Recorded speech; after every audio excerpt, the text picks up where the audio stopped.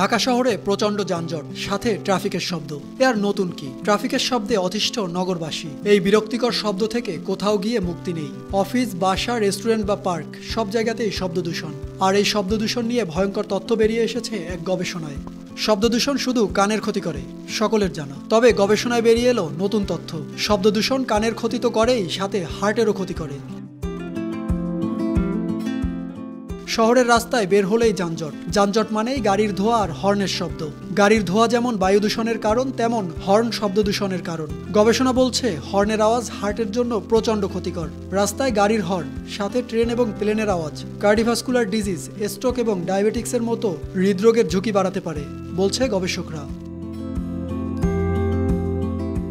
World health অর্গানাইজেশনের গবেষণা বলছে অতিরিক্ত ট্রাফিকের শব্দের কারণে পশ্চিমা ইউরোপে প্রতি বছর প্রায় 10 লক্ষের বেশি স্বাস্থ্যকর জীবন নষ্ট হয়। বিশেষ করে রাতের ট্রাফিকের শব্দ ঘুমকে বিঘ্নিত করে, যেটি স্বাস্থ্যের জন্য মারাত্মক ক্ষতিকর। এসব আওয়াজ স্ট্রোক হরমোন বৃদ্ধি করতে সাহায্য করে এবং রক্তনালী মস্তিষ্কে অতিরিক্ত চাপ সৃষ্টি করে। এছাড়া প্রদাহ এবং উচ্চ রক্তচাপের দিকে পরিচালিত করতে পারে, যা হার্টের সমস্যাগুলিকে আরও বেশি করে বাড়িয়ে তোলে।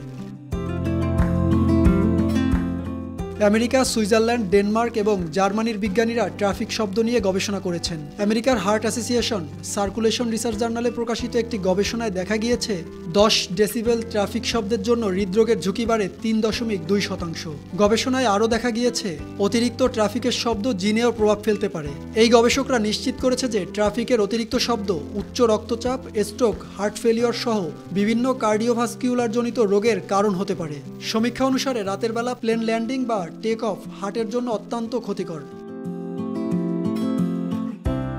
জার্মানির ইউনিভার্সিটি মেডিকেল সেন্টার মেইনজের সিনিয়র প্রফেসর থমাস মুঞ্জেল বলেন, কোভিডের পরে জনসংখ্যার হার ক্রমবর্ধমান হয়েছে। শব্দ নিয়ন্ত্রণের প্রচেষ্টা এবং শব্দ কমানোর আইনগুলি ভবিষ্যতের জনস্বাস্থ্যের জন্য অত্যন্ত গুরুত্বপূর্ণ। রাস্তা, রেল এবং বিমান ট্রাফিক থেকে শব্দ কমানোর জন্য স্থানীয় কর্তৃপক্ষের কিছু নিয়ম মেনে চলার কথা জানিয়েছে গবেষকরা। সাকিব হাওলাদার, RTV।